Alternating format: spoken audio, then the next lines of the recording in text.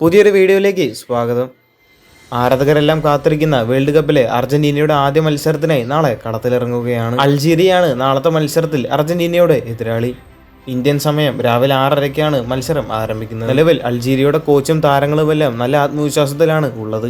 Algerian കോച്ചിനോട് ചോദിച്ചൊരു കാര്യമായിരുന്നു മെസ്സിയെ തടയാൻ എന്തെങ്കിലും പ്ലാൻ ഉണ്ടോ എന്നുള്ളത്. അദ്ദേഹം പറഞ്ഞത് ഇങ്ങനെയായിരുന്നു: ഒരു താരത്തിനെ പ്രത്യേകമായി തടയാനുള്ള പ്ലാൻ ഒന്നും ഞാൻ ഉപയോഗിക്കാറില്ല. ഇതുവരെ ഒരു മത്സരത്തിൽ പോലും ഞാൻ അങ്ങനെ ഒരു പ്ലാൻ ഉപയോഗിച്ചിട്ടുമില്ല.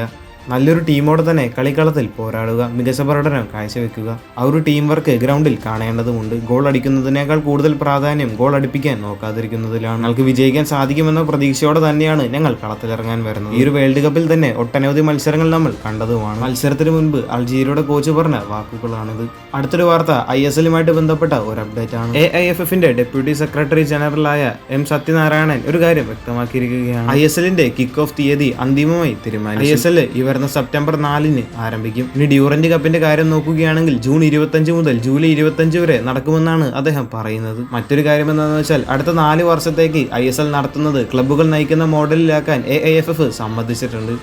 ISL-യുമായിട്ട് ബന്ധപ്പെട്ട് നിലവിൽ പോസിറ്റീവായിട്ടുള്ള വാർത്തകളാണ് പുറത്തു വന്നുകൊണ്ടിരിക്കുന്നത്. ഒരു കാര്യം കേരള ബ്ലാസ്റ്റേഴ്സുമായിട്ട് ബന്ധപ്പെട്ട ഒരു അപ്ഡേറ്റ് ആണ്.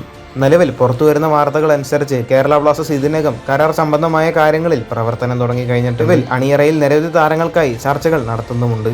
കേരള ബ്ലാസ്റ്റേഴ്സ് ടീമിൽ ഒരുപാട് താരങ്ങളുടെ കരാറാണ് അവസാനിച്ചിരിക്കുന്നത്. എന്തായാലും താരങ്ങളുടെ കരാർ സംബന്ധമായ കാര്യങ്ങളിൽ കേരള ബ്ലാസ്റ്റേഴ്സ് ചർച്ചകൾ ആരംഭിച്ചിട്ടുണ്ട്. എന്തായാലും ISL-യുമായിട്ട് ബന്ധപ്പെട്ട ഒരു കൺഫർമേഷന് വേണ്ടിയാണ് നിലവിൽ ISL ക്ലബ്ബുകളെല്ലാം കാത്തിരിക്കുന്നത്.